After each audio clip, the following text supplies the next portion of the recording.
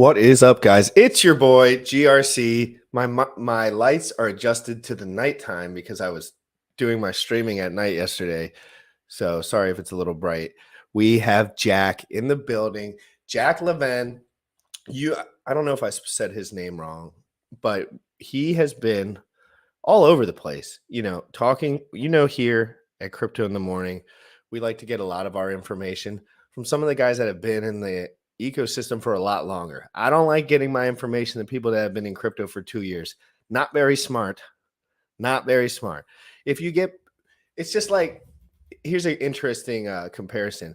The Bitcoin Fear Greed Index that people send me all the time. That wasn't even invented when Bitcoin was at the low points where it was.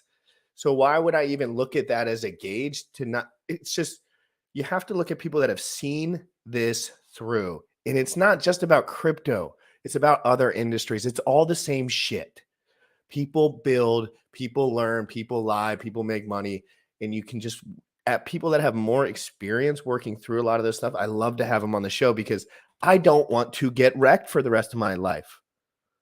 That would be nice if I didn't I'm not rich.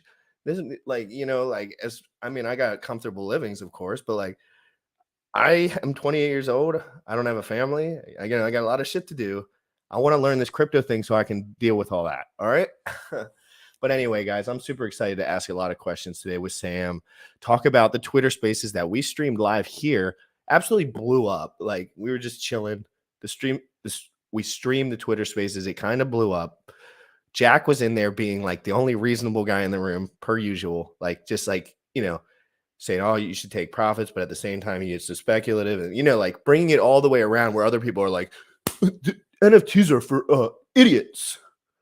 You know what I mean? Richard, come on, bro. Fucking lose that shit. Please. And it's not, just don't say it. Yeah, we know it's true, but I was trading RuneScape coins for NFTs when I was in 2012.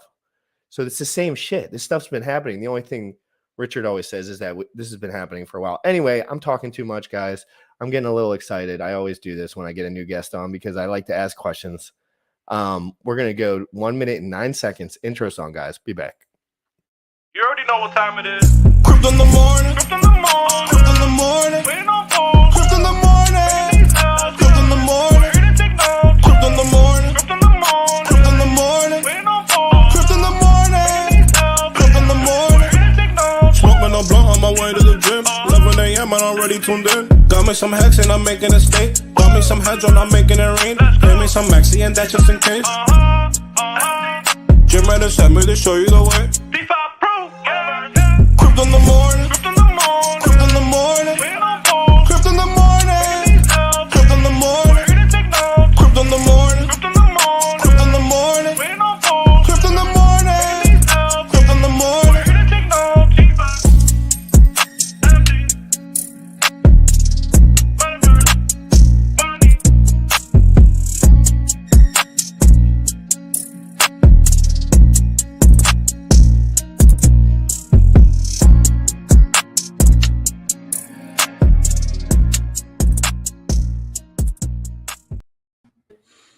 What is up, bro? How you doing? I'm Good.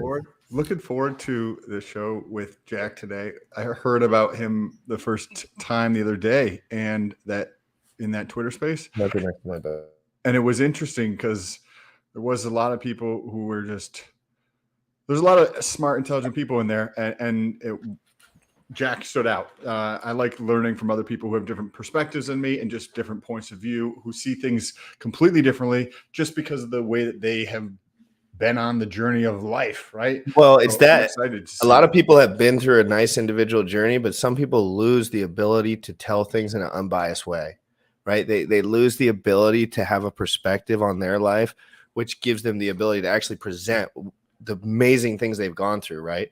Imagine if I was so cold and so heartless just because, or whatever, for example, just because that was you got to step away from it, realize we're all humans, and some people do that better than others. And I really I'm getting too fucking talky today. Well, let's take a deep breath. I stayed up too late watching. I'm a gym rat, guys. I go to bed early, like an early bird. So I was staying up trying to be Mr. Stays up with the Joneses, listening to everyone last night. Never again. No, I'm just kidding, guys. Let's transition my boy Jack.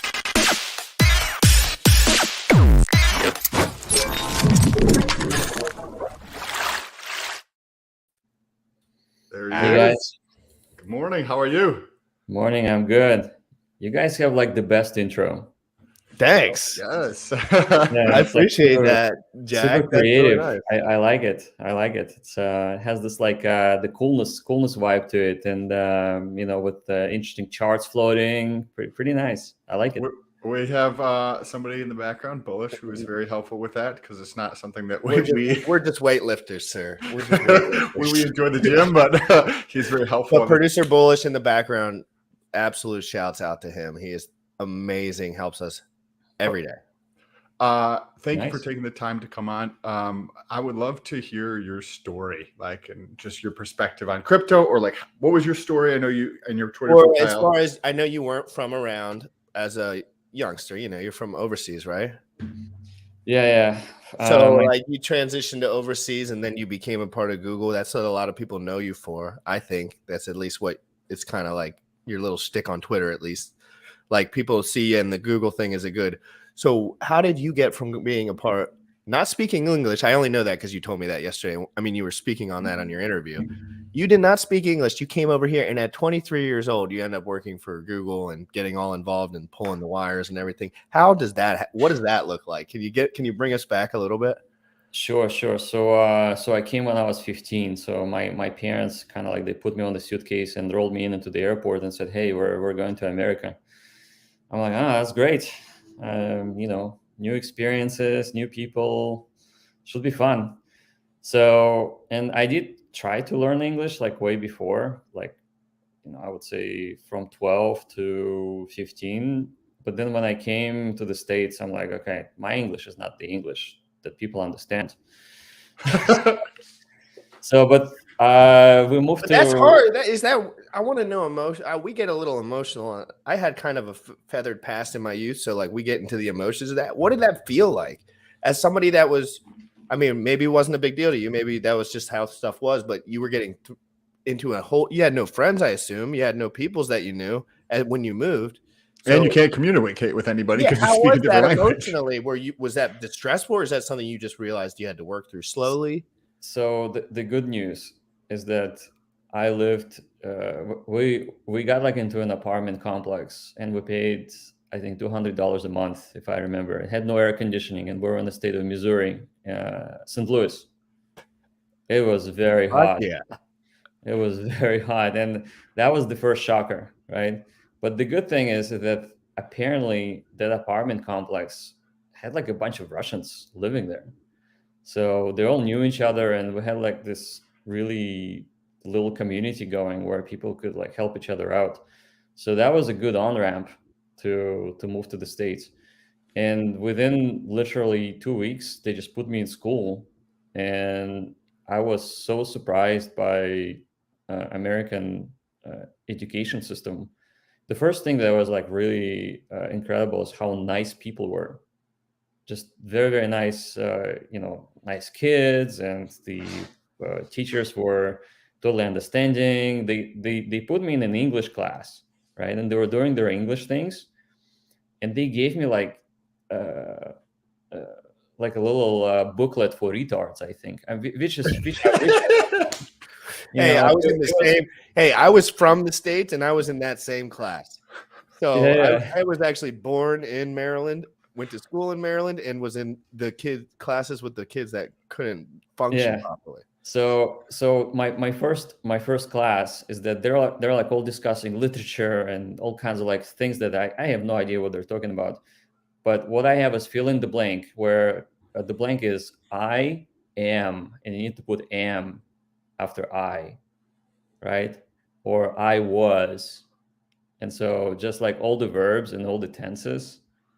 And so I filled it all out and I gave it back to them, and they're like, "Oh, you can write." I'm like, "Yeah, I just can't speak."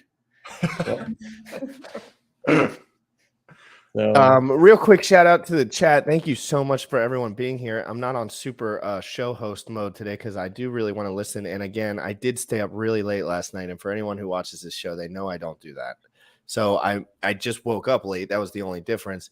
I'm reading them all, guys. Everyone's really excited for Jack being here. I'm going to drop the tweet below, guys. Dropping the tweet below. Give it a retweet while we're going. Biceps in the chat for Jack. Yeah, we're going to get Jack to throw up a bicep. Yes, Can we we get- will. You want to get a flex on? Yeah, we'll get it at the end. We'll get a little screen share with the flex going. Thank you so much, guys. Share that out, Jack. I'm sorry for interrupting you. Yeah, no problem. You were originally from Russia? Yeah. So St. Petersburg, Russia, the kind of like the real Russia. Okay. And then you come over here and you start to integrate into this community who has other people from Russia, which probably made it a lot easier because you have people to connect with, right? Yeah, it was good. It was good. So really had great time in high school. So spent about two and a half years or so. Went to the University of Missouri in the state of Missouri, University of Missouri, Columbia. And then in 1995, I was working 3 jobs, and my car was always breaking. Like I was literally just, dumping dollars into my car just being broken. Like the engine broke. What was the feel? What did you feel? I mean, I want you to know, like, I was at a job 100 days ago that I quit to pursue crypto full time just because I'm a crazy person. But I was making a lot of money. I was spending a lot of money. I have a house, I have some things. I also have renters and very low overhead, guys. So, I have very low overhead. But I'm going through a similar situation right now. I just bought a 96 Honda stick shift for $4,000 cash, baby. And it's smooth as butter, by the way. Smooth. But anyway, I'm going through this situation. So I want you to talk a little bit about how are you feeling? Were you invigorated in the moment? Because I don't care about that. I mean, yes, I need to pay my bills and shit for sure. But I feel more excited than ever. But again, we're in totally different positions. What was your emotional feelings back then? Were you in distress? Was this a very scary situation for you? Or were you like young and reckless, free kind of vibes? So what I was feeling is that there isn't ever enough money to do anything, and I better start thinking how to make money fast, or how to make some money so that at least my car is not always in the shop. Maybe I can get a car that's like not a crappy car, but like maybe a Japanese car, because I was driving an Oldsmobile Delta 88. I think it was 1986. I'm looking that model up. So 1986 old Delta 88. And that thing was horrible. I mean, my god, dude! Do you have pictures of any of this shit in your like family pictures and shit? I do. Dude, you have to publish some of this. This is freebie, like awesome content that's like actually heartwarming. Like this car is incredible. I can see you cruising down the street in this right now. I can pull it up. So it had a couch for the back seat. My man was getting it. Yeah, and it had a couch for the front seat too. Was this the situation you were dealing with right here? That's the situation, and that was the weather, actually. Look at that. That's clean, baby. That's right, baby. That's the color. That's the one. That's it. The gray one. They were all like gray or beige, weren't they back then? Hey, I don't remember, but it had a pretty good engine when it was working. It was a cruiser. It's like a Harley of a car, type of thing. So you realize that like, oh, this shit's breaking down all the time. I don't feel like I'm making enough money to, get this thing fixed all the time, or just like, hey, I just made this money, but then I got to put this back into the car to get it fixed. Now I'm out of all this money. And so you're going through that. How did you end up in California and working for Google? Yeah. So in 1995, I started trading on the stock market. So I was buying things like Dell and Intel, and I was trading options. So I was pretty early, as a person in the stock market, and I tried to understand like what the hell is going on with the stock market. And actually, 1995 to 1999, that was a huge bull run. Like the market was like tripling.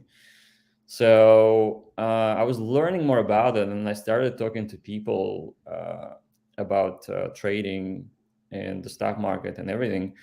And then I met a friend who said like, hey, you may just end up losing all your money, but you really need to be thinking about stock options as a incentive in a company, where the company gives you the stock options or warrants.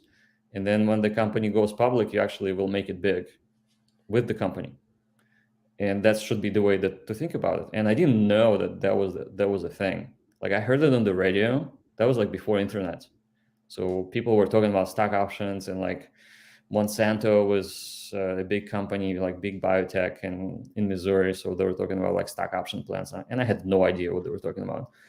And so this friend, he said like, yeah, everything happens in California, and you should really look into it. And I thought, okay, well, maybe I should find me one of those companies with stock options. and when I graduated in '97, I just posted my resume like everywhere. Like the web became a thing, and I started to receive calls from recruiters saying, hey, come out to California and just like get into What did you get your degree in? computer science. Okay. And then you start getting these calls, hey, come on out to California. And that was in the same period of time where your buddy was like, hey, everything's happening in California, including stock options for companies, everything like that. Yeah, that's exactly right. So I came to California and I did a couple of interviews. So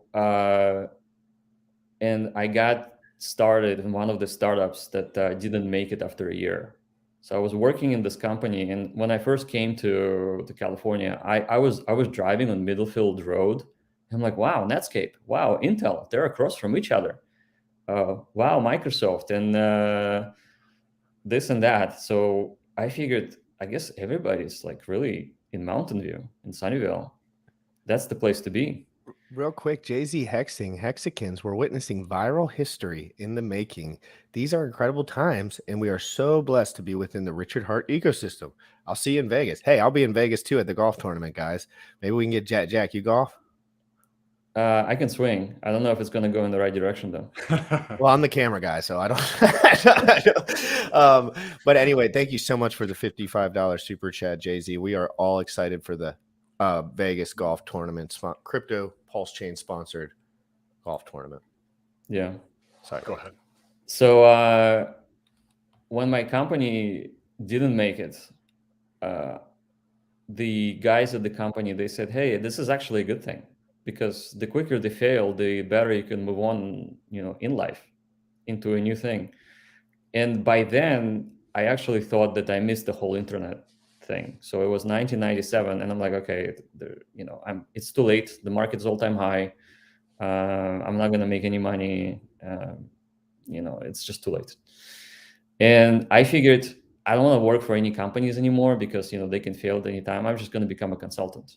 So I got into cryptography, security, and basically design of the cryptographic systems to protect companies' intellectual properties, and that literally paid for my college. So I was $30,000 or $40,000 in debt, and within that first startup didn't pay me anything. I mean, it paid me just barely to live.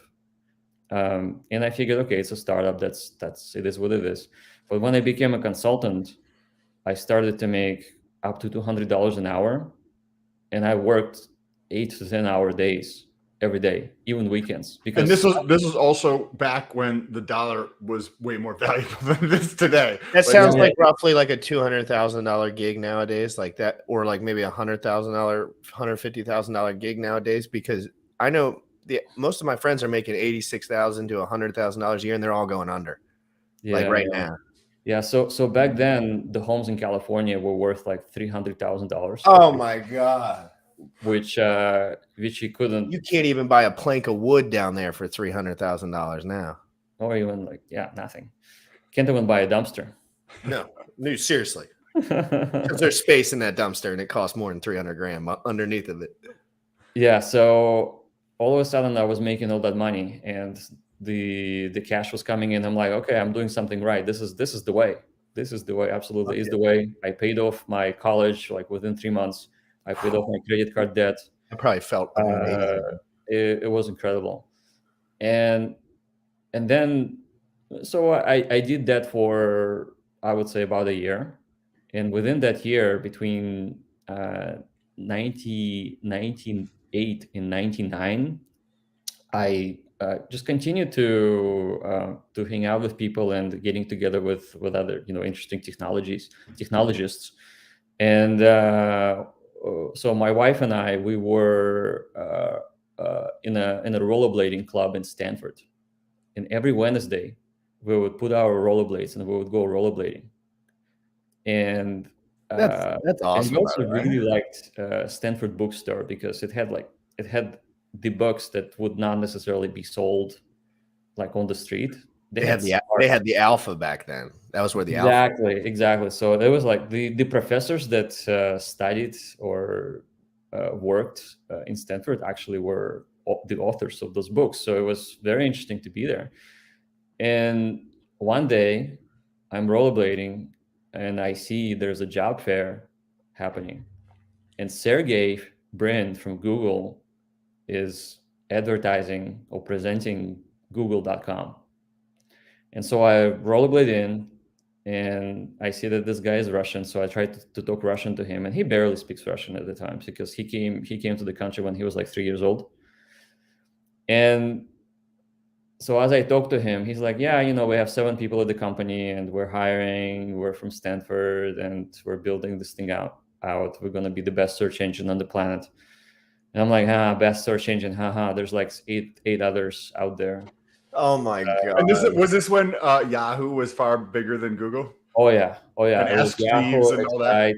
Also, so GRC was what my dad calls a whisper in his eye at this point. My dad's like, you were still a whisper in my eye. I was not born yet, but this was all the stuff that was getting outdated as I started to learn about tech just even a little bit, like Pokemon and stuff. Like I heard about Ask Jeeves. I heard about but YouTube was like right when YouTube was the poppin'. When I was a kid, you went on YouTube and you could find whatever you want. So that was just right as early as I was. I was on RuneScape looking up tutorial videos when I was 9 years old. So it's interesting to see. Real quick for anybody, Jack, who is not sure who Sergey is, can you tell people? Because I have a feeling like I know who he is, you know who he is, but GRC doesn't. And probably there's a bunch of people who are watching who don't know who that is. So who is Sergey? But he's also pitching Google. And then Right. So Sergey was the president of Google. He was one of the co-founders. And Larry Page was his partner. Wow. So Larry Page was also in Stanford, and they literally designed Google from the grounds up. It was their university project, and their professors, they told them, "Hey, you should start a company because this thing's going to be amazing, or it may, really work." And so I didn't tell Sergey anything at the time because I just didn't think it would. Google was very exciting as a product, just simply because there were so many other products that were doing the search.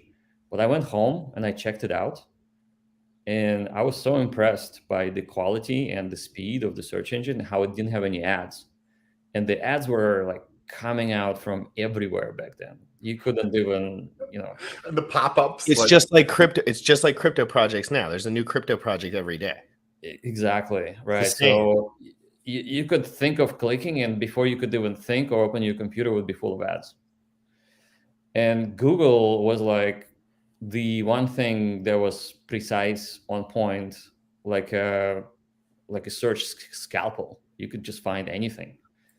And as soon as I figured that this is an amazing product and they only have 10 people at a time, I thought, okay, I'm changing my mind about this not working for a company thing. I'm going to call them up right now. So I called them up, and they're like, oh yeah, come over, and we'll interview. So I came over, and Larry Page and Sergey, they interviewed me, and we really hit it off because we talked about Linux, and I played with Linux when it was first released, and the version was like 0.83b. I was installing Linux on my PC from floppies. So I knew open source in and out, and I was one of those like early open source proponents. Early. I mean, we're talking. That was GRC. Do you know what a floppy is? Well, the only reason I do is because yesterday. Well, I know what a floppy is, kind of like it was the way they stored stuff back then. But then you said you brought something that was better to somebody. I can't remember the specific verbiage, of course, but like you said, I brought something smaller, and everyone was like, "What the hell?" Yeah, How yeah. did that come about? And explain that to Sam a little bit because I don't remember the words you were using. So I wanted to be impressive, right? You always want to be impressive at an interview because you want to get in, right? So yeah. so I had a company, and the word company was just like really what I would tell people what it is. It was just me, right? But the company was registered, and I was designing hardware PC-based systems that ran Linux on the chip. So it's basically, imagine a USB built in on the motherboard. So it's non-removable. You just plug it in onto the motherboard, and everything just boots up from the chip. Yeah, that's the floppy. I remember those. I remember my dad and brother had a stack of these, and I never knew what they were for, but there was a big stack in the computer room of these, and I had not a clue back then what they were for. I would just watch my dad play Doom. He would play Doom on the computer, Doom 3 or Doom whatever, and these floppies had something to do with something, and I don't know, but it's interesting. I never played with these ever. Never once have I had somebody should launch an Etsy shop with coasters that are designed as floppies. And I'm sure I'm gonna sell floppies with Jack's picture in his old car. His old car that'll be like printed on it, and I'll be like, bring it back somehow, $1 a piece, baby. You know, that car made me feel old. That car is awesome, bro. That car is awesome. Old as in, because right now we might like to feel younger, right? But at the time, by having that car, was it like make you feel older as in like more mature, or where now you're like, hey, cool, it'd be nice to feel 10 years younger? Where were you in the mindset? It was old in a bad way. Like my life is ending. Okay. Okay, so you want to impress the guys, right? You're going in for the interview, and you take this kind of like a thumb drive and you attach it to the motherboard. I brought the whole system. So I brought a black box, and I said, here's my black box. It runs open source software. It runs Linux. It boots up from a chip, and they never seen anything like this. It was a new thing, and I guess it was quite impressive because they gave me an offer like even before I left the building. Wow. So they're like, okay, he's our guy. We should get him on. So I started literally within days. And do you before you get into the experience at Google, did you feel like you had an advantage? Because as a consultant, or like if I work for ABC Company, I understand ABC Company intimately, but in an area, say where there's crypto or tech back in the day, that is evolving like very, very, very, very quickly. When you're a consultant, you probably deal with 5, 10, 20, depending on the type of consultant you are. You deal with a bunch of different companies, which means that you get to feed yourself like new information perpetually from these different companies. And you get like a broader perspective of like what's happening than if you're just focusing on ABC. Do you feel like you got an advantage that way? I think so. Because my job at Google was to do what nobody else could do. And when I came the first week, and I'm talking to Larry Page, and I asked him, okay, what do you guys want me to do? And they said, so we have a search engine. It goes down quite often. Let's make sure it doesn't go down and it remains fast. And I'm like, okay, so it's at the time, were you clueless about that in particular, or did you have decent insight, or were you just like, I'm gonna figure this out because I can figure stuff out? So I was 23. Yeah, and very young. I was 23, but again, as Sam mentioned, my advantage was that I dealt with problems for the last like 3 years prior, all kinds of problems. Things were burning. People had no idea what the heck they were doing, right? And to them, I looked like an expert.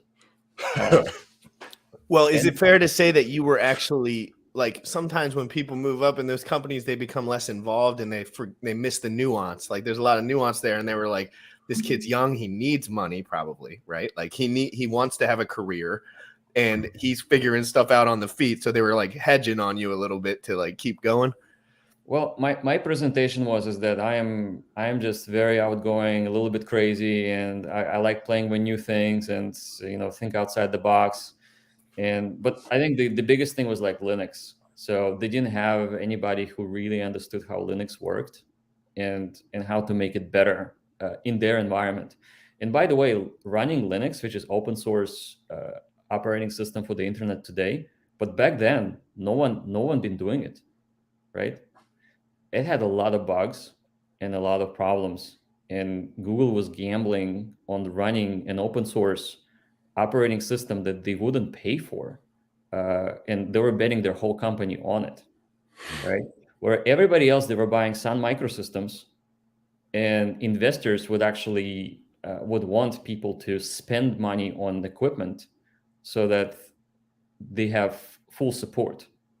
So what happened with me is that I was the support, and they didn't have to pay for Linux to run it. Oh, so this is almost like a vertical integration of some sort, where like if somebody has a manufacturing company, maybe or somebody sells products, and now they start manufacturing, and then maybe they go like a step further and be like, okay, we're gonna bring in to start doing the raw material ourselves because it's right in our backyard or something like that. But that's in the tech space is what they were doing. Everybody else is buying the system so they can get the support from Sun. Go ahead. Yeah. So a lot of companies in the tech space back then in 97, they had the tech monopolies. So Sun Microsystems was the Unix of the day, right? If you wanted to build servers, you would run your stuff on Sun Microsystems. If you run networking gear, it would be Cisco,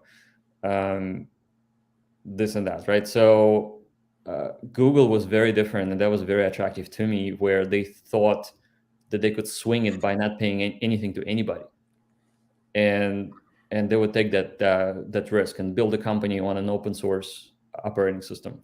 And that was ultimately like a huge driver for me in terms of being excited and working in those large systems. So, but the first day or first week at Google, we didn't even have chairs. We had the rubber balls that we would sit on, and the room it was actually maybe 4 small offices. It was an office in I think it was 165 University Avenue in Palo Alto, above an ice cream shop, and people were like running across a hallway, dive into a bunch of rubber balls, like the medicine balls, like Yeah. So the people were flying, and I'm like, this is great. I never seen a company like that, because they're all going bonkers. They're bouncing off the walls, those people, right? So, and it makes a person feel like, okay, you can definitely fit in, and even if you screw up, nobody's gonna yell at you. So, and yet they raised a lot of money. They raised $30 million from Sequoia and Kleiner Perkins, which was like the big VC firms. So after Larry Page told me what to do, and it was a very, very general statement, I don't think he actually knew what I could do or what. I mean, he knew like, okay, stuff's going down is bad, stuff staying up is good. So let's keep it in the good zone. I don't know how to do that, but you sound like you should figure that out better than I could. So have at it. And I said, okay, that sounds good. I'm gonna go to the data center and I will investigate. And then Larry says, oh, by the way, tomorrow you're getting a shipment delivery of 2,000 servers. You should install them.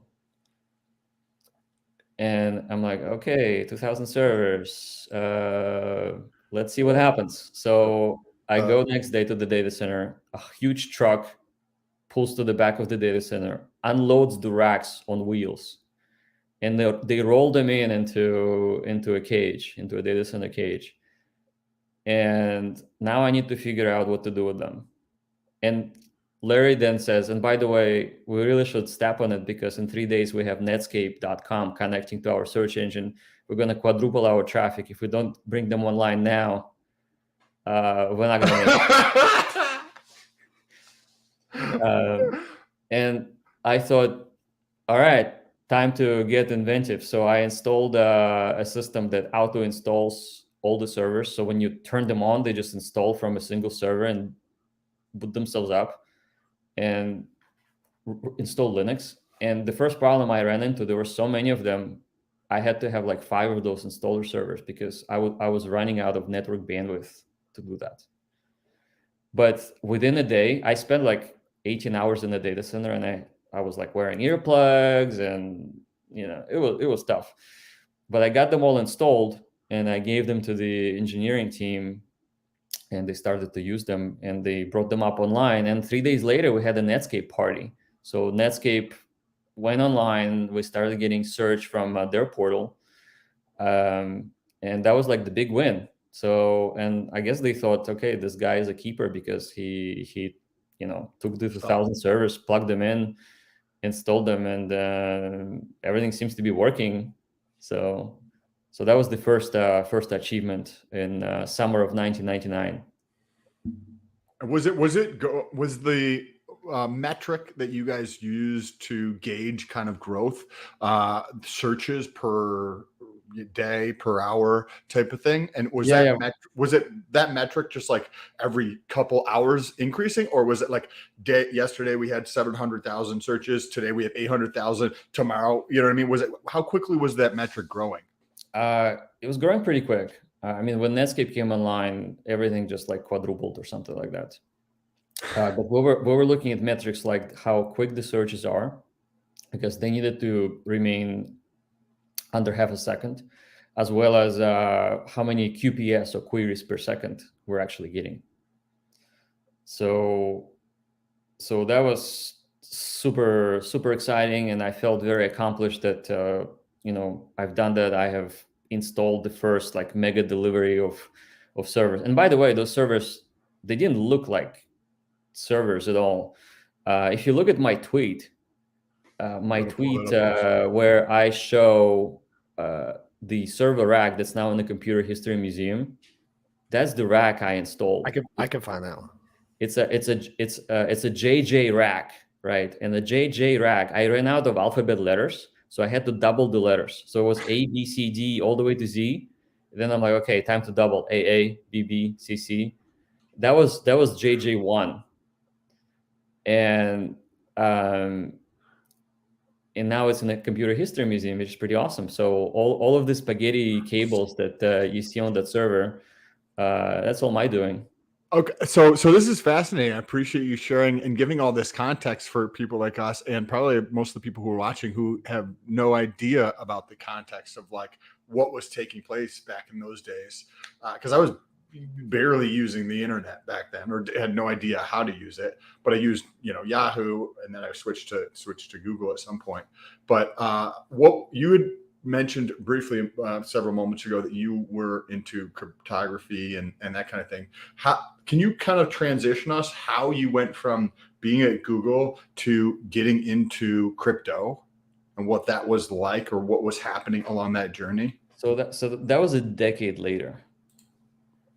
And at the end, real quick, at the end, we're gonna pick your brain and have a little open conversation about some of the longevity stuff that you've talked about, because that's something that me and Sam look into very heavily in Absolutely. our personal time over the last 10 years. That's pretty much 50% of my studies have been towards how to become a more efficient human from the inside, right? Like for me, it's not about staying alive, obviously, at this point.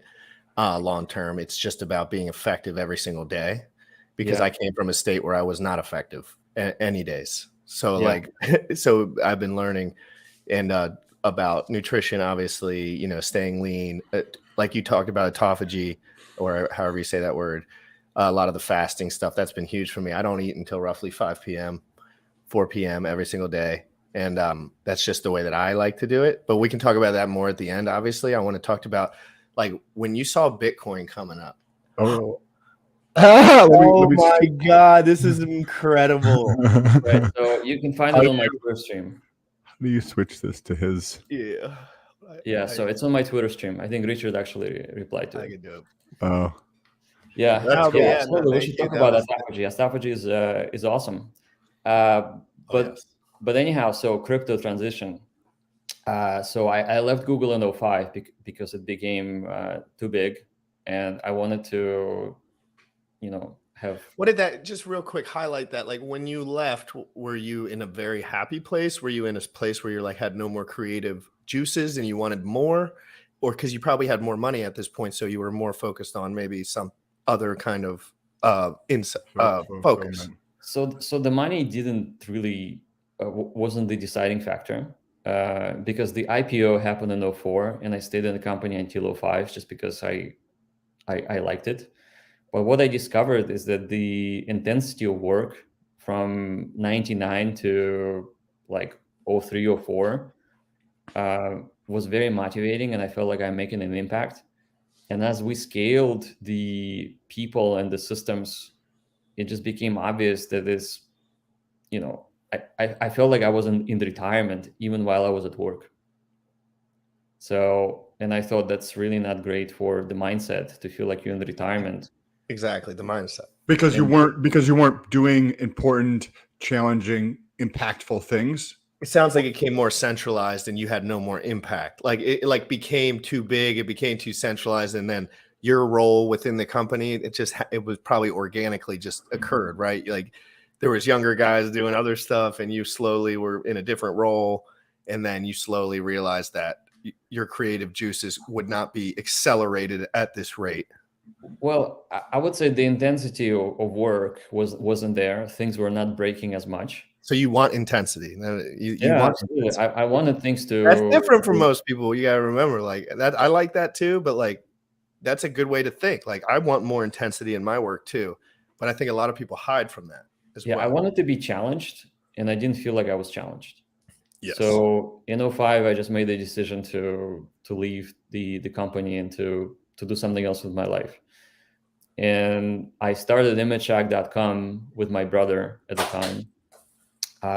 And it literally became an overnight success because the way that we have done it is it was all ad driven, but the ads that we were using, they were Google ads. So they were not like the pop-ups that people would hate. And those ads were making a lot of money for us. Within the first year of the launch, the biggest problem we had was scaling, but it wasn't really a problem because I'm like, okay, I'm back. I can scale this stuff. I can get it online and make it work. And so within that first year, I launched 4 data centers nationwide, just running imagehack.com. And we became, by the measure of Alexa.com, which measures websites in terms of its ranking and usability and traffic and stuff, we were number 11 in the world. Wow. So back then, number 11 in the rank. And we still look at Google Analytics every single day on this show, by the way. Like we still, to this day, like when there's two things to compare, we just go to the Google click rate, just to the first thing through to see which one's clicked more. It's incredible that, it's just incredible that you were involved in this so early and it's still here. Like, wow. Yeah. In a world of everything gone, Blockbuster, everything, and then now we're dealing in software, right? And it kind of changes the game because it has more scalability and more flexibility. It's able to, and a lot of people screw up on it, of course. But, and then we get more into decentralized currency where we're at now. And what I've been learning is it seems like it's just basically cutting all the fat. It's just making finance more effective and more efficient at this moment because it's going through software rather than the hands of 100 humans. Yeah. Yeah. So fast forward to 2010, running imagehack.com, got involved with Twitter, was powering Twitter images. So like the Twitter images that you're posting today, that was our early technology. So we were there before Twitter even had a website or mobile apps. Wow. So we were the first mobile solution for posting images to Twitter. And that was imagehack.com backend. So you couldn't go to Twitter and post a picture like, well, we didn't really, have this kind of thing. So you could take pictures and just post them. It was like, hey, let me go to ImageHack, find a photo that kind of represents what I might try to get across. And I would post the photo from ImageHack. Yes and no. So what happened is that when Twitter came out, they had just the API. They had the ecosystem that they were trying to develop so that people would build mobile apps for Twitter. So the mobile apps were there, but they didn't have the capacity to take pictures and send pictures to Twitter and post them on the timeline because there was nowhere to host them. There was no servers. So we approached every mobile application provider for Twitter, and we said, we will pay you if you put the ImageHack's API for image hosting. And those guys, they were just guys like us. They were not making any money anywhere. And they're like, holy crap, this is a company who will pay us to actually make our service better. So how did that work from a business standpoint? So where are you getting revenue as the business? Okay, so let's go through the steps. So what happened is that overnight, all of the mobile apps on iPhone and Android turned on imagecheck.com for image hosting for Twitter. And whenever the users would post those images from their phones across our API to Twitter, we would have the backlinks from the thumbnails go back to our site. So when a person on Twitter clicks on a picture to see a larger picture, it would go back to the site, and we would monetize it with the ads. Gotcha. Okay. And we would also retrieve the tweet and put the tweet next to the picture. So we're like a platform for a bigger image display. So that was the business model. Thank you so much, Dennis Caliberda, for the 20 euro super chat. Jack is a legend. Insane high quality content happening in the bear market. Thanks to all of you. Appreciate that very much. Thank you. Go ahead. Sorry. Thanks, Dennis. Yeah. So I got involved with Twitter pretty early too, and I knew the Twitter founders. I knew Evan Williams and Bistone, and Jack Dorsey was this young weird dude. I met him in the hallway at Twitter, and I figured mobile is definitely a thing. We were actually making more money on mobile Twitter plugin that we developed than we were making at ImageCheck at the time. So that was huge success. Also, just like getting into a Twitter as an infrastructure provider. Moving forward, couple of years, we had this Google dinners and Google launches for people who were ex-Googlers, and we just wanted to hang out and talk about stuff. So I went to meet up with my buddies and my old team, and we're sitting and we're having beers and having lunch. And one of the guys says, hey, there was like some sort of a inside joke happening, and the guy was dissing Bitcoin. He said, hey, they should pay with Bitcoin. That thing is like so illegal and so shady, darknet, this and that, blah, blah, blah. And that was like 2010. And I'm like, Bitcoin, what's that? And I went back online, checked it out.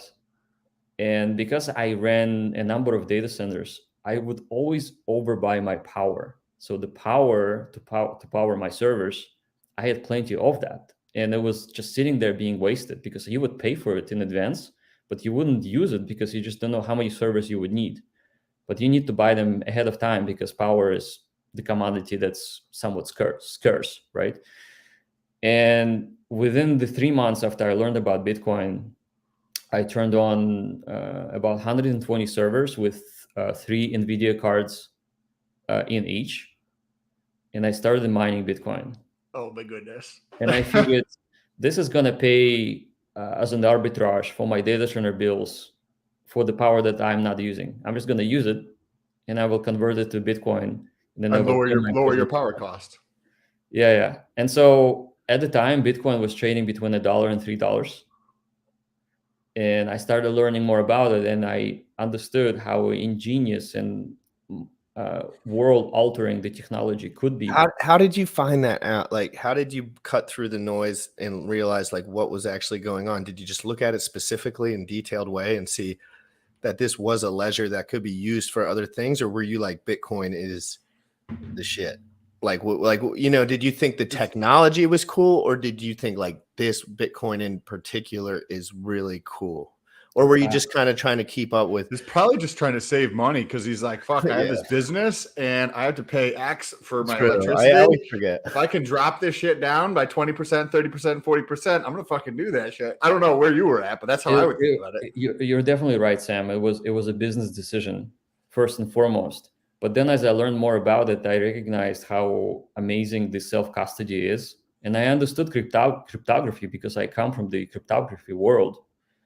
where the private keys are there to unlock your wallet, and anybody can send you money to your public key. And to me, it was like a walk in the park. I understood how everything worked. The most interesting part was the peer-to-peer, right? Peer-to-peer, and I was huge on torrent back then. I loved free movies, and torrent was peer-to-peer, and I'm like, wait that a was second. alpha back then too. That was alpha. Like having free videos back then. Nowadays everyone has it, but back then, if someone could pull up Yeah. a free video on a thing and play it, like that was the good stuff. So the way that my mind understood is that back then, free movies was the commodity you wanted to own. And here you had a Bitcoin that was a commodity that actually stored the actual value.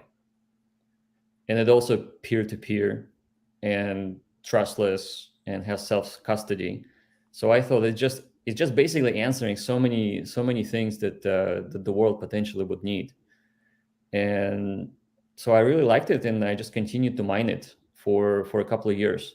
And then I kind of got busy with the company, and so I it was working, and I forgot about it. And then I just came back to like the project and looked at the wallet, and I had people working on it. So people were managing, making sure the data center is not overheating. Like we had giant fans just pointing to the racks of servers because things were overheating all the time. And chips were melting. They were melting of the video cards. It was that intense of a mining operation. And so in 2013, I sold some of the Bitcoin, but my thing is that I wanted to introduce Bitcoin to the rest of my friends. So every time I would go to lunch, I would help them to install a wallet on their phone, and then I would just give them like 10 Bitcoins. Like every time, anybody who goes to lunch with me, I would give them free Bitcoin, just because I felt like I want to. More people need to use this. Yeah. So so funny. A couple of weeks ago, I met a friend. He said, "Hey, remember those 10 Bitcoins you gave me?" I'm like, "Yeah." He's like, "Well, I sold them when it was $50,000 a coin. I just bought myself a house with that money." Oh, awesome. So thank you for being a good friend and getting me on board early. I'm hoping all my friends that have Hex and Bitcoin and Ethereum that I've helped over the last couple of I hope it turns around, because I had to stop onboarding people. I never onboard people like super directly, pretty indirectly, but people were onboarding at dollar amounts that were really high, and I learned that I'm just going to be crypto more as an ethos and less as a shill, because it's like if you shill someone something and they lose a bunch of money, they're just going to hate you, and then they're going to sell it, and then in 5 years when you're rich anyway, they're going to be pissed. So, yeah. So you're mining for 3 years and just acquiring during, like, say it sounded like 2010 to 2013 is maybe you sold some of that off, and then did you figure out the market cycles? Did you figure it out? Like, did you figure out at what point were you like, okay, there's going to be a huge gain on this and potentially huge downside? Like, I don't know what your insight on the market was. You seemed like you were in the tech, but maybe not like stared at the charts yet. I don't know. What did you see at the time? Did you see opportunity to make huge gains and then sell a little portion or a large portion? Or were you kind of just riding it out, figuring it out as you went? Frankly, I had no idea. And that is not what I was thinking. I was just thinking while it has value, it's paying for my data center bills. That's it. And in terms of any sort of world-changing technology, I thought it could happen. But there were too many unknown variables. So I really had no idea what could have been. And then Litecoin came out, and I'm like, oh, Litecoin's cool. It's kind of like silver to Bitcoin gold. And we started mining Litecoin because it felt bigger in your mind, because you can mine like 50 Litecoins daily or something like that. And then in 2017, Litecoin just exploded. And then I really started to pay even more attention to the space. Okay. So question on that. Okay. So you're getting this Litecoin, you're getting 50 per day per server kind of thing. And you're not selling this? No, and no. you're just acquiring, and then in 2017, it's a 10x or 100x or something like that, and you're like, whoa, wait a second, I'm making more money in crypto gains than I am in my the time value business. prop. You start to get in that time value prop area where I was when I left my job. I was like, this shit just went up 26x in 3 months. I'm making this many dollars per hour. Maybe I should focus more on this. That's kind of how I went about it. But sorry. That was my thinking. And at the same time, it still felt a little bit like a scam, and it can go away at any moment. Yeah, back then. So- Oh yes. So, I'm sure. Yeah. So that was the thought process. How did you get to the point? Okay, let's get to something a little bit more directed towards our audience in particular. When did you get to the point where you actually learned about Hex? Like, when did you notice Hex as a thing? Like, you noticed it. When was the first part? Like, when is the first ad or person that pitched it to you that you ever seen or like ran into? Okay, so I'm back on Twitter, right? And I'm looking through crypto space. How long ago was your Twitter start? That was like 4 months ago, maybe. Okay, cool. So I'm back on Twitter, and I'm starting to see Pulse Chain. And again, me coming from the technology background, I really wanted to figure out what are those blockchains are all about. So I know how Cardano works. I know how Polkadot works. The difference between Ethereum and the economics there versus Bitcoin. And I'm like, wait, Pulse Chain. Let's see what that is. And I pinged my my cousin, who is also in the crypto space, and he runs a popcorn network. And he's like, oh yeah, so Pulse, that's Hex, guys. And I'm like, okay, Hex, what is that? So I looked through Hex online, and I was inundated by reviews of how scammy that whole thing is. And I text back my cousin. I'm like, isn't it a scam thing that everybody's talking about? They're like, yeah, but they're honest scammers. I'm like, honest scammers? How does that work? That you're telling people you're going to scam them in an honest way? But I actually misunderstood. And then literally a week later, I get a postcard. And so that postcard, the 38% APR. I'm like, okay, USPS sending me Hex. That's my confirmation. It's for sure is a scam, because I have never got any crypto onboarding material ever in my life. It's somehow those two things just coincided, where I learned about Pulse, I learned about Hex, and I got the postcard. Wow. I had to say, I'm sorry. This is like, I just got into crypto. Like, I first touched on in 2013, got my first Bitcoin, lost it. The exchange, I left it on exchange. They stole the money. It was keep coming up in my peripheral, like year after year after year. But 100 days ago, maybe 120 days ago, I really was like, okay, Tesla, I had been investing in Tesla and whatnot. And I was like, time to switch. This is the next thing that's really going to take off, like Tesla did. And I switched over here. After about 5 days, GRC has a buddy who's just traveling the country talking about crypto. And I live in Florida, and I'm like, hey, I just send him a picture, and I'm like, hey, I just saw your buddy with his car like 7 minutes from my fucking house. And it sounds like a coincidence, because you were like learning about Hex. It was like the second time we streamed. Like, it was the second time we streamed, and I was on here like explaining to him some just random T-share or whatever we were talking about at the time. And he went over to the beach or whatever that next day and actually ran into the Pulse Chain and the Hex cars that drive around. Your story is like so familiar to like, it just was like within 2 or 3 days, right? You're learning about it, then you get this postcard. You're like, oh, this is definitely a scam. But sorry, go ahead. Please continue. Yeah. I still was open-minded about it. So I just wanted to see what does YouTube, says about Hex, right? So I type Hex in YouTube, and I virtually meet Richard and his rotating Rolexes and all that, shebang. I'm like, okay, the guy does look like a scammer. But then I thought, why would the scammer look like a scammer? Wouldn't the scammer try to appear legit, like the rest of the scammers? Yes. Like Alex Mashinsky. Yeah, exactly. Though I don't think he's a true scammer. I think the rabbit hole goes deeper than him being a scammer. I know it does, but some of the unbank yourself stuff is stuck in my mind forever, bro. Like him screaming "unbank yourself" to everyone, and Richard being like, "Bro," like telling us, like specifically, like we're very locked in on this community. Like, guys, like if you don't have big bags, like don't fucking do that shit. Like, don't do that shit. And he was being serious with us as younger guys. Like he was like, I've seen this before, guys, and it touched me as someone who would have done all of that stuff if I came into crypto 100%. I came into crypto from 3K Bitcoin, had no idea what it was, wrote it up to 57K, started reading Richard Hart's book, sold all my Bitcoin immediately for Hex at 2 cents last year. And and I just started researching.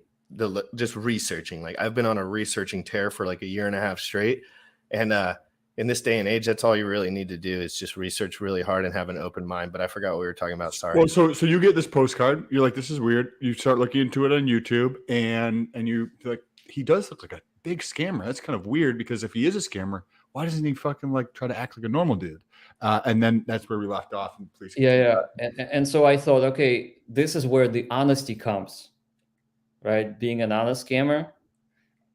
But then I thought something still doesn't compute. So I turned on the sound, and Richard is talking about self-custody and blockchain and the rest of the things in the centralized exchanges, how things work and how things don't. And I'm like, this is very intelligent conversation. And the person he was talking to had no idea what he was talking about. And I thought, so Richard is spending his time and energy to explain things that he knows that other dude does not understand. You had enough social insight. That's where I always talk about social insight. Having worked with people, I was a salesman. I knew exactly what he was throwing down the second I saw him. It took me 1 second because I had done that. I just seen 1.5 million different sales pitches. I've seen, and I knew what somebody not getting paid to do something looks like. Right. I worked with super rich people they were my clients. I would just do work for them, and they had the same incentive structure. Some of them that own their own businesses, they didn't have anyone paying them to speak. They had nobody was paying Richard. I couldn't figure out how to send money to Richard if I tried. Like there's no way. So I realized this dude's not, everyone else has these big lists under them about all this stuff they want you to buy all this stuff to support me. Richard never asked for $1. I immediately knew, it just clicked for me. I was like, he's spitting the truth because he wants to, I guess. Like that's part of his ethos. And you guys were kind of sometimes we get excited and we interrupt you. Sorry. I did the same thing. But go ahead.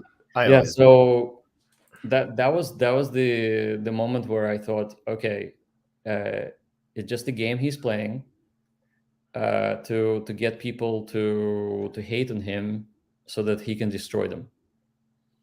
And it was obvious. And it was obvious that he knew what he was talking about because I've been in the industry, in the space long enough to understand what when somebody is full of crap or not. And he wasn't. And so I just decided to listen to more of his conversations. And I remember driving to Tahoe and listening to 6 hours of Richard. I'm like, wow, this dude, he's on it. What is happening? Like, well, he just does not stop. And that was my literally like early introduction to Hex. And then I went to, it's so funny. So I thought, I want to talk to those guys and kind of like see what they understand, like what they're getting into. And so my first tweet on Hex was that I posted the chart, and the chart was all-time high of Hex going into a local low, which was 73 or 7.3 cents. It was a drop of like almost 90%. And so I posted the chart, and pretty much within seconds, everyone attacked me. Everyone from the community. And they're like, who the hell are you? And this and that. And then Richard responds, and he says, now do the beginning until today. So like post the whole chart. And so I posted the whole chart, and I'm like, yeah, it's up 2,600 times or whatever. That is the truth. The truth is that stuff goes down, but before that it went up, right? And so we just got involved in that first original thread on Twitter. And the funniest shit that I heard from people say, "Hey, you look like you have a lot of followers. How'd you buy them? You should ask for a refund because they're not supporting you. They're not responding back to you." The engagement police came in. Yeah, the engagement police. And I'm like, yeah, I bought them with the BTC that I mined in 2011, and then I posted the picture of my wallet receiving like 1 Bitcoin per hour every hour. And then it became clear really quick.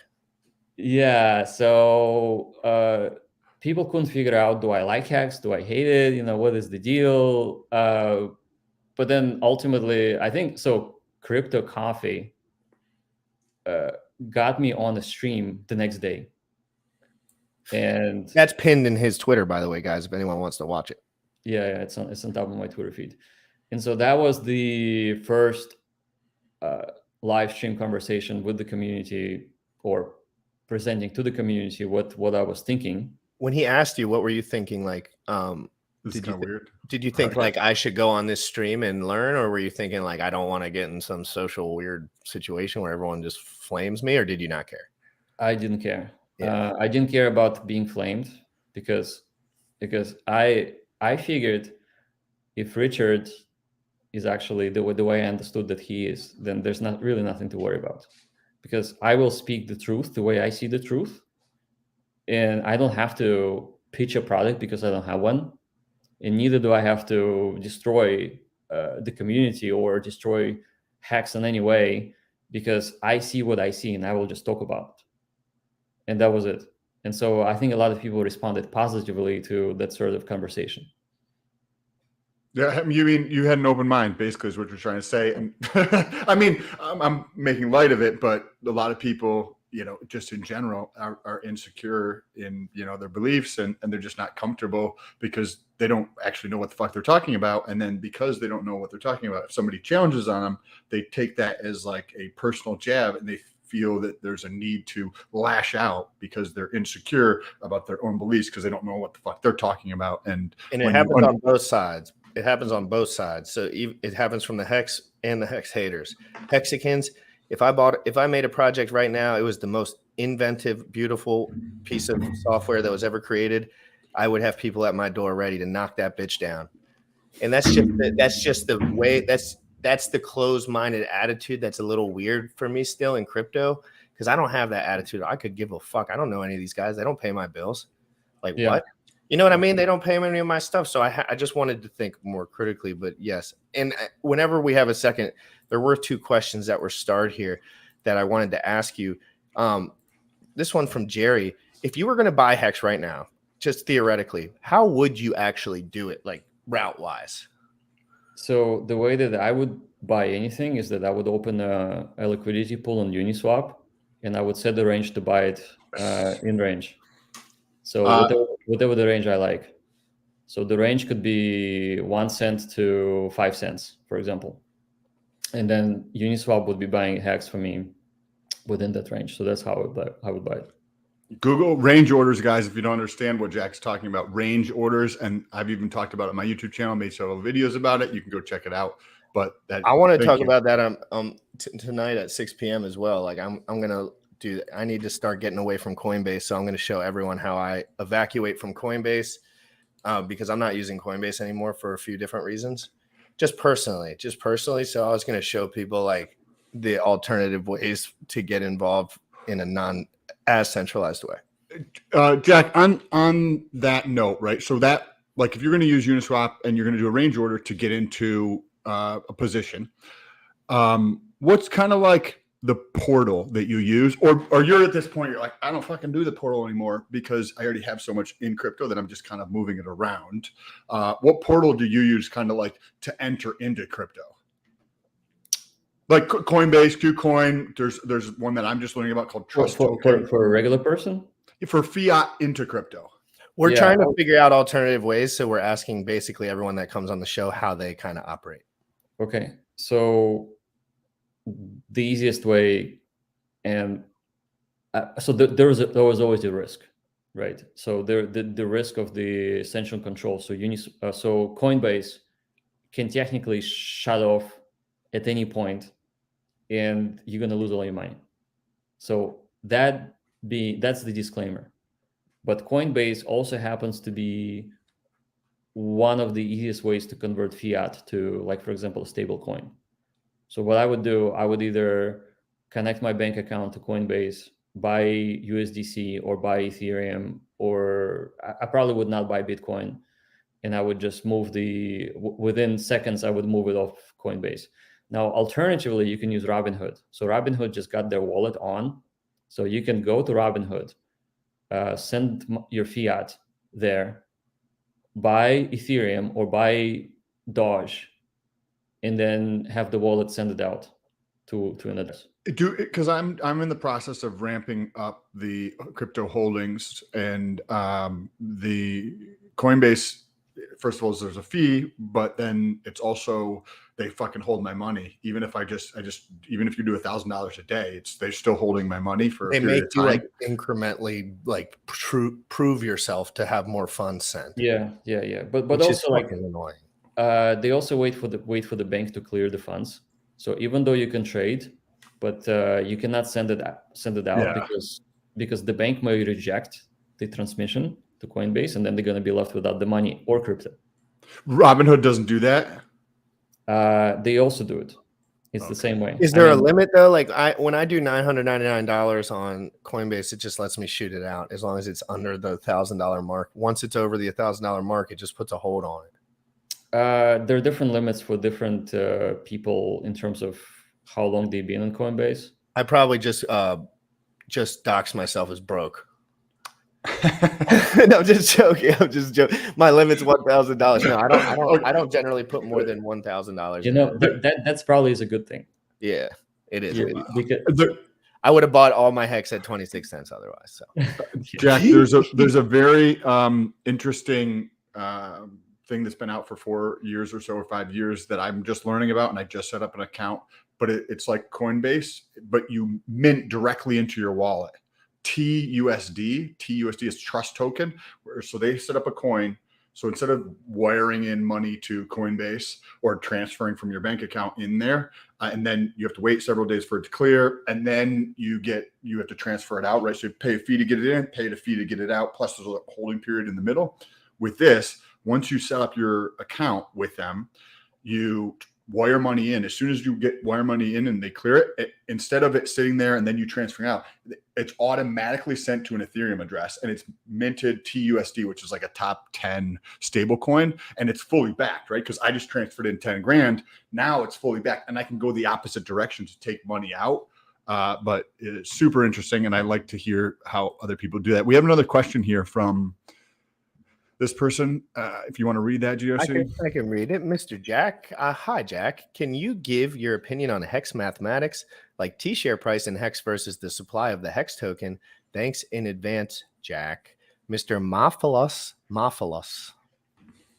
So basically, it sounds like he wants to, like, what's your thoughts on the T-share ratcheting rate, how everything kind of works in the hex? Yeah. So I looked into it just very, very briefly. So I actually may not have a total clear vision in terms of how it works. But the way that I understand is that the T-shares are priced in hex.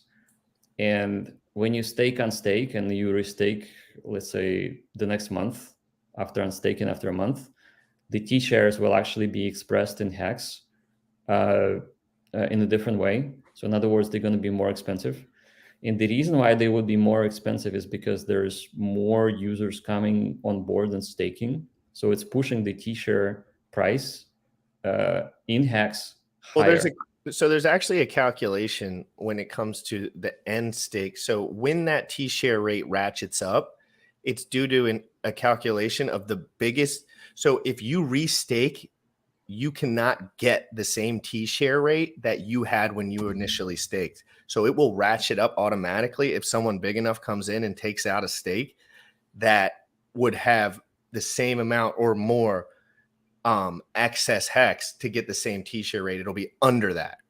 So it automatic, if that makes sense. If you put $1 million in for a year or whatever the case is, and you took it out in a year, and if you were to restake for another year, it doesn't want you to get the same rate. So it's going to. So if a load comes in big enough where they had enough volume and extra hex, and it would have the T-share rate, them have the same T-share rate, it will ratchet up automatically, so they can't. And that's where that number ratchets up. So I may be wrong about this. There may be a situation where this T-share price actually gets cheaper. Correct. And I think that's the issuance, which you were talking about, the supply and demand of increasing demand. I think. So, yes. and that is when people are unstaking and leaving the system, because the people with this much money, big money. Right. And that's the other thing is like hex is expressed in dollars and cents in USD. So if something goes down 10x on the USD level, then the T-share, even if it's more expensive in hex, has actually got cheaper. Right. So, yeah, I think I bought a T-share for $9,000 at some point, and now it's roughly $400. Or it depends. At some point, it was the lowest point. It was like $738, I think. Yeah, but the reason for T-shares to exist is to basically work with the compounding formula. So Solidity in Ethereum, it is very difficult to run compounding because you cannot do periodic transactions without the person being involved. So when people are involved in doing transactions, they're actually triggering recalculation on the contract. So people are needed for transactions to run, and that is why T-shares are used rather than a compounding method to show how much interest or yield you're getting daily. Interesting. Where does that burn mechanism come into that? Because when you stake your hex, it's actually all burnt, right? Like it's all burnt, and then it starts ratcheting up from that T-share rate. God damn it, I forgot my question exactly. So think about it this way. So you have a number of hex tokens, and then you interact with the contract. You trade your hex for T-shares, technically within the contract, except your hex goes away. And then your T-shares are converted back to hex at the end of the stake. Or just slowly throughout the stake, it just ratchets up. No, I don't think it does that. I think the calculation is basically, here's your intent for the total number of hex. You're right, because when you do the end stake function, you're right. Yeah, you're right. So that's just the front end calculator would be the thing at the bottom of the hex that just shows you the amount. It's just a ledger amount. That's something that I didn't know. That's something that I didn't know. Well, so that's how blockchain works, right? So you cannot actually view your increases daily unless something triggers it, and usually you're the trigger. So there's one thing that can happen: you can unstake, and then you execute a function that executes the penalty. But if you wait until the stake and unstake right there at the end of the day or whatever, the same day, then the actual reward is already preset and well known, and will be executed on the blockchain. So that is the difference between, like, for example, the banking system that's giving you yield and recording their ledger, or representing the compounding interest and adding more money into your bank account, exactly. So on blockchain, that's not what happens. It's just not. It's not the way it's designed. It has to be triggered by something. Either you trigger it by exiting early, or you trigger it by unstaking. Thank you for clearing that up for me, because that did actually clear up a couple of things in my mind that I hadn't circled around to yet. I wanted to ask, and then maybe we have a couple more minutes and we'll wrap up shortly after that. What are you most excited about, or like trends that you see in the crypto space, maybe in general, or that kind of thing? Like where do you see things, that are most interesting to you right now? So crypto there's two sides of the crypto coin. One is the actual technology, and the other one is adoption. So if you look at my tweet from a week ago. There's a formula with a chart. The chart is showing the world's GDP's inflation versus a cryptocurrency inflation. There's a delta between the world's inflation Oh, I gotta look at this. and encoded inflation. And it's the whole thing is a delta, and it's multiplied by K, and K is the world's adoption. So, but in not in so many words, the way that to explain it is that the money will always be printed, the fiat, right? Because the economy will always advance and will always come up with new things and so on and so forth. Certain things are inflationary, like gas and oil, and certain things are deflationary, like technology. So computers and smartphones, you can get one for like $25 right now, like a smartphone. Like 5 years ago, that was impossibility. It would be $500.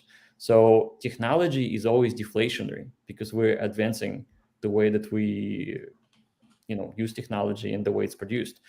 But the world's economy will always have inflation that's somewhat that's exactly what it is.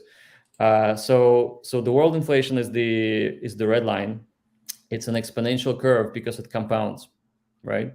Where the crypto inflation is a token that has its own hard-coded inflation. Now with Hex, inflation is 3.69, but the adaption of the Hex is the K variable, and you can see that I am multiplied by the whole thing of K. So inflation is actually expressed in K, and the delta is essentially the value. So the whole thing is equal to a value.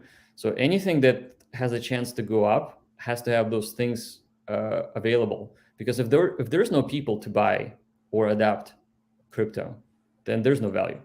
Correct. Let's not forget about that. 100%.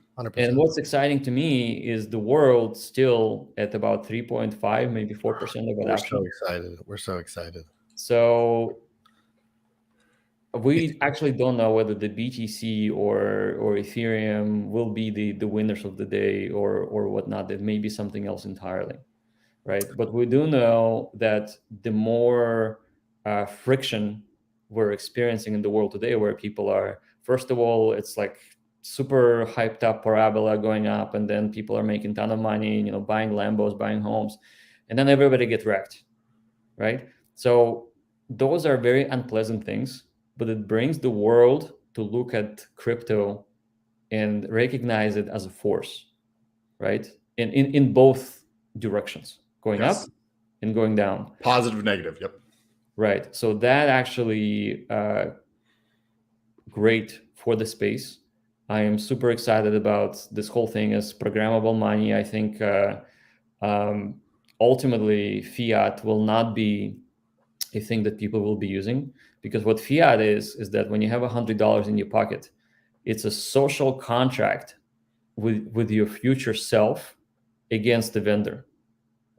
So if you have $100 in your pocket and you need gas tomorrow, you have established a futures contract to buy that gas tomorrow at the price dictated by the vendor that sells you the gas.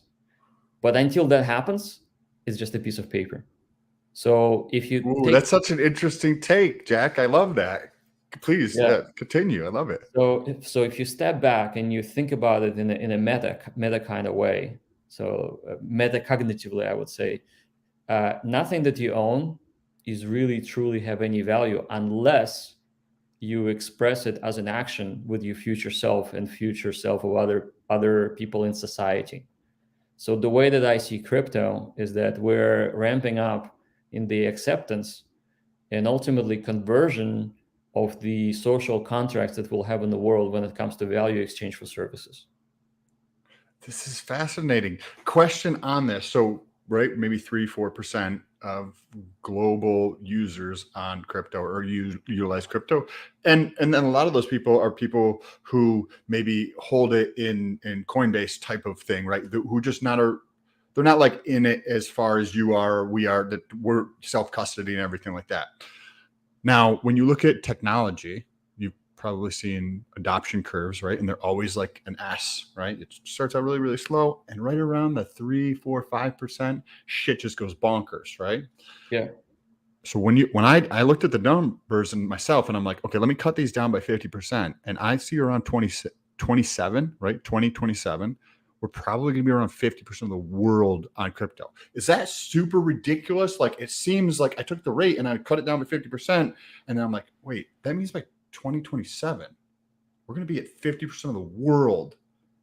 8 billion people in the world, half of those people having some access to crypto or holding some crypto. Basically the whole Western world. In 5 fucking years. This is bananas. Is that how you feel about it? Or you're like, you're being a slightly aggressive. It's probably going to take longer because your government's like, what are your thoughts on that? So it's very difficult to predict the future, especially when given any sort of timelines. I mean, it could be 5 years, it could be 10, it could actually be 15 years. Now, what we don't know is what's going to happen with this bear market specifically, because this bear market is unlike any bear market we have seen before. And the reason is that because we had the fiat stimulating the economy, and then we had people sitting at home, and everything on the technological level as well as on the supply level have been shocked. And what will happen next is either incredibly great or not so great. So I would say it's a coin flip, but I would say the opportunities are yet to come. And I think crypto may actually crash very, very hard still.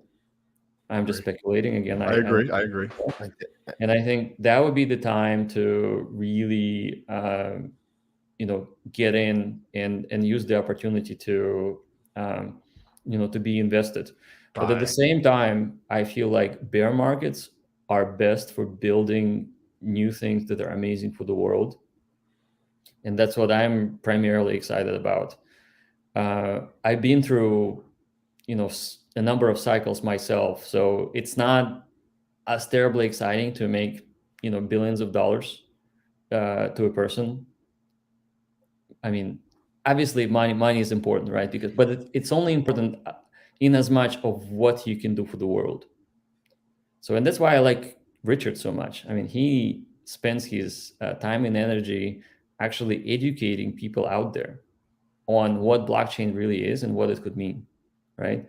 So I think building new things on blockchain is the biggest opportunity you can have in the world in the next coming years. So it's time to be a builder. It's time to be educated. It's time to learn everything there is to learn about Solidity and Ethereum and why Ethereum is a better system than Bitcoin.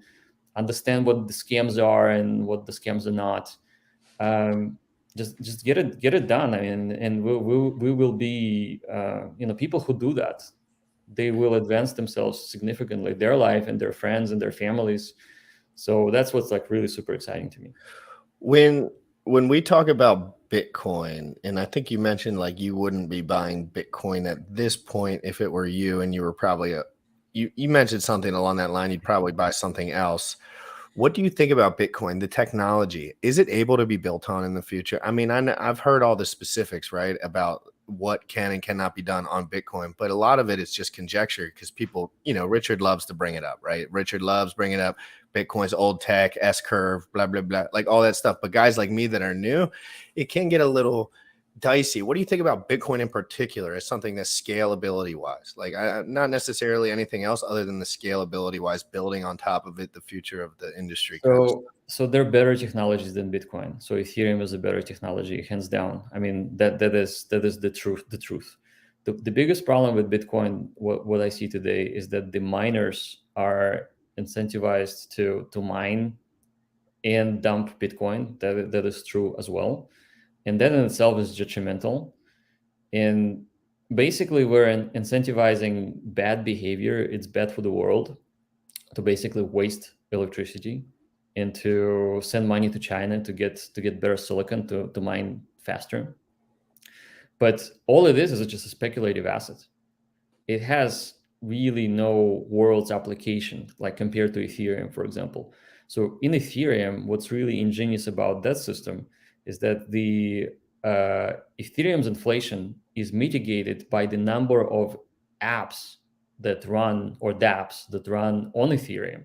because every time you launch a new project on Ethereum, you're onboarding the new cohort of people that may be excited.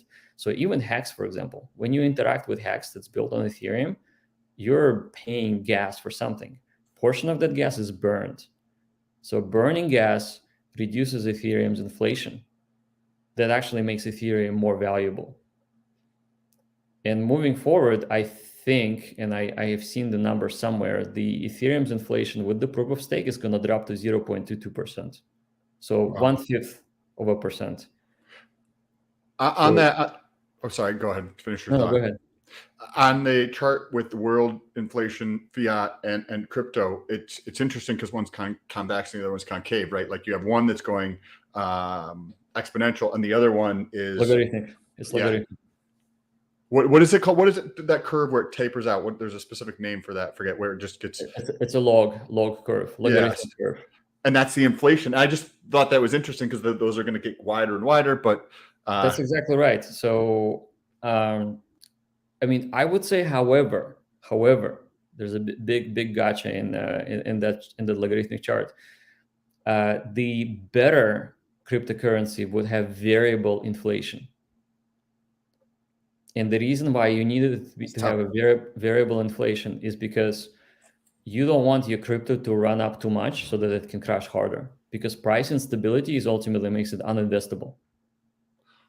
Oh, I agree with that. Playing around with an idea because I don't necessarily, for the foreseeable future, I can see some type of stable coin pegged to fiat, right? But and I'm thinking longer term. I'm like, does a fiat where people are going to hold billions of dollars in this cryptocurrency that is tied to something that's very low quality, right? That is just going to go down in value. Just doesn't seem like a good fucking idea. So I'm toying with the idea of like a cryptocurrency that's kind of like a fiat, but instead of putting things in place to say reduce inflation, like with Ethereum doing that, Pulse Chain has that, and other things in place, or fixing it at 3.69%, I was thinking about it much more of a variable standpoint to optimize for stability instead of variability, and because they both have their benefits, right? People who want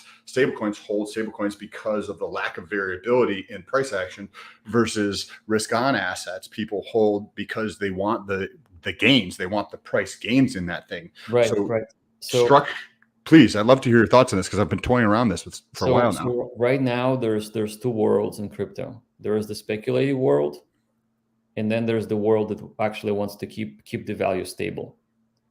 And we have two extremes. We have stable coins that are backed by the US dollar, that not supposed to move anywhere, which is a good thing. And then we have the other extreme, pretty much every other asset out there that is making new highs, crashing 95%, that does not present the value, really. It just presents the new technologies out there, and it's very sensitive to the number of people being onboarded. So, for example, Richard often talks about when Bitcoin made its best runs, right? When it was the least known. For people who were buying early, that's great. However, that is not necessarily great in the long run, because as the technologies get more established, you do not want that sort of action anymore. And that doesn't necessarily mean it's bad, because there needs to be an instrument where you can store value and actually not worry about it, whether you're buying the top or not. So the speculative world needs to merge with the store of value world. And it could be, for example, a project that launches a hybrid coin where half of it is stable and half of it is linked to the number of people being onboarded, and things like that. So ultimately, I think maybe in 20 years we'll have something like that, because right now the human motivation is linked to making money fast as possible, and that's why every other project out there that raises money on ICOs are basically not only they're violating the security laws, but they're incentivized to make a killing and then lose all of the motivation to continue to work. like for example EOS. So EOS raised $4 billion, and let's say that you were a millionaire and now you have billions. You would end up thinking, wait a second, that should be the business model all along. So ICO and then done. That's a great point. Great point. Nothing else needs to be done, because what got is my the point money. of building anything, right? When you can simply disappear into the sunsets. Because it's fair to say the tech's already there, right? If I want to get a credit card, I could literally press 3 buttons and I'll have a $5,000 balance credit card sent to my house, and I can use it at the moment I click it. That technology is available, but it's just not implemented. Just like you said, it has to be social consensus-ish. Like people just have, more people have to do one thing. The difference between buying Hex, providing liquidity, staking Hex, and doing whatever you do at the bank online, it's the same amount of clicks. It's just you don't know the interface. So I feel like as we get, it's just going to be smoother. Like the credit card companies learned how to make it so I can basically can't even avoid getting a credit card sent to me. I cannot avoid having interface with the credit card companies. I at least look at it. They say they're going to give me a $10,000 balance. I'm going to look at it. Like I'm going to take a peek at it. And so I just think the tech is there. Like we all do this stuff. It's just like you said, people want to milk the system and they don't want to put all that work in, except there's a few guys like, you know, in that you can hope have bigger insights for the space, like you and like Richard. Yesterday you guys were saying we want to save the world. That's what they were saying at the end of the stream yesterday. Him and Richard, they were saying we can save the world. And Richard, that's one of the things that gets Richard going. Like he's like, let's do it. I got nothing else to shoot for. Let's go for it. Right. And Jack's the same way. You've seen it all, Jack. Like, I mean, what do you want to do now? You want to change shit. You want to make it better for people because you have a chance to. Not many men in this world have ever had a chance to change the world for other men. And I think that's what's so awesome about this space. It's like, I'm not educated human, but I'm from school standards. It doesn't make a difference no more. It's about learning and just getting in there and changing the world. So you guys should read about game theory, specifically the Nash equilibrium. And Nash equilibrium is basically a level where everybody in the system ends up winning. Or rather, when somebody is winning, it's not detrimental to the group. It basically exists across the whole human condition and social structures. The only way for a group to be cohesive is to find an equilibrium where everybody's helping each other. And that's how Alcoholics Anonymous works too. Like that's one of the examples that I went through is like I had to go through some like alcohol stuff when I was younger, and like I went into this community where everyone was benefiting each other for no reason and no incentive, like no real incentive other than that it was helping everyone. That was just my side tangent on that. So. Right. Well, that's a good example of like that was my first together. That was my first exposure to that kind of grace or whatever you want to call it. So at this point, I feel like in the crypto world, there is not much of an equilibrium, and even the fact that, like for example, all of the maximalists, they're screaming out how there needs to be more acceptance, and they're saying let's do an ETF, spot-based ETF traded on NASDAQ, so everybody in the trade could buy Bitcoin ETF, right? Now, what does it really mean, right? So it means that there will be more speculators within the space. There will be no self-custody. They're just leveraging the fact that other people are putting money in, maybe buying the top, but there's no education provided. There's no education on what the blockchain really is and meant to be in terms of programmable money and how it can help the world to be better. But and what they're saying is like, let's just launch all those products so that there will be more people who are pumping our bags. And that actually means somebody will have to be on the other end and selling into a loss. And that's not great.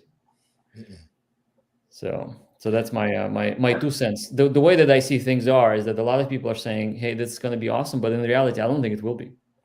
I'm not a proponent of easy access to securities that are people using their IRA accounts could be involved in. It sounds like it's a good idea, but in the long term, it's not. I agree. I don't personally think that for if you want to take responsibility for your life, in my opinion, having an IRA or a 401k, I closed both of mine because I want control of my shit. I dumped mine the second I quit my job. I just want to take responsibility for that. And I don't want to lock my shit up for 30 years where you get control of it, or like the system. So at a 17.6% inflation rate that you can't control, somebody else has all your money. I mean, that's the truth. I mean, the truth is, if we looked at everything combined inflation and added everything together, the number was ridiculous this year. You could not outpace that with US dollar, period, during the bull market. I was making a fuck ton of money and I was breaking even-ish. I mean, I was being a little bit doing whatever I want, of course.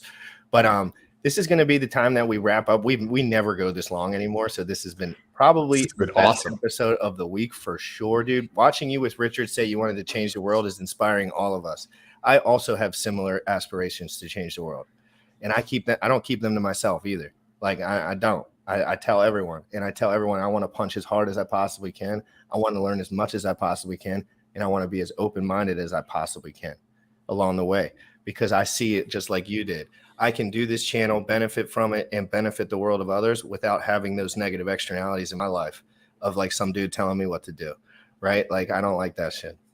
That's great. Well, thank you guys for having me. I think our next stream should be about longevity and workouts. Yes, I would love that. Dude, we would love that. We can do a full, and I can get some pretty crazy minds on here too, like guys that have only studied that shit, and we can have like a little collab, like fucking awesome time. That would be great. Let's do the fitness lab. Wait, I want to real quick before we go. You have a website. I didn't look into it before because I stayed up last night, but I want to know what it is because you posted it on your bio, so it must be something important to you. It's not important. It's just a link tree. Oh, it's not like a. Well, you have image. If somebody wants to follow you, right? They're like, hey, this is insightful. Like, I like to follow people who believe in like a better world and trying to impact people in a positive way. How can people reach out to you? Like, where's the best way to contact you? See what you put out. So right now is Twitter. I'm like all in 100% on Twitter at Mr. Jack Levin. If you want to see my link tree, it's jacklevin.com. Oh, cool. And my link tree links all of my videos and various other links that are useful for people to see. But otherwise, just DM me or tweet me. Thank you so much, Jack. This has been incredible. Your involvement with the Hex community and the Ethereum community has been so beneficial to everyone because you're just open-minded and it makes everyone calm down a little bit and just get to work, because that's what we need to do, guys. We got to get to work, whatever that means to you. Get to work, get busy, be a passionate person. Thank you so much, Jack, for being here. I appreciate you. Yeah, thank you, guys. Very good to meet you. Biceps. Yeah, let's get a bicep. Come on, Jack. Let's get my strongest muscle. Young folks, you tripping on them motherfucker. Richard Heart. Richard Heart. Bought my Hex from the fucking start. Point one every day we mark. Bought my Hex from the fucking start. Sacrificing all this bread like I'm Richard Hart. Got paid on big payday and I had a hairy start. Now I'm checking on my pulse just to check my heart. Bought my Hex from the fucking start. Sacrificing all this bread like I'm Richard Hart. Got paid on big payday and I had a hairy start. Now I'm checking on my pulse just to check my heart. Checking my MetaMask moving. Look at the Hex, he is mooning. Looking at why they be choosing. Peter is why they be losing. Pull chains out, now get me a check. He's gas up and it got me a mess. Remember the times he died collect. Hex, I been eating, I'm dying in the best. Getting this back like a year ago. Getting this post, I ain't letting go. Swerving the ring like a Lambo. Getting this back like a year ago. Getting this post, I ain't letting go. Swerving the ring like a Lambo. Bought my Hex from the fucking start. Sacrificing all this bread like I'm Richard Hart. Got paid on big payday and I had a hairy start. Now I'm checking on my pulse just to check my heart. Bought my Hex from the fucking start. Sacrificing all this bread like I'm Richard Hart. Got paid on big payday and I had a hairy start. Now I'm checking on my pulse just to check my heart.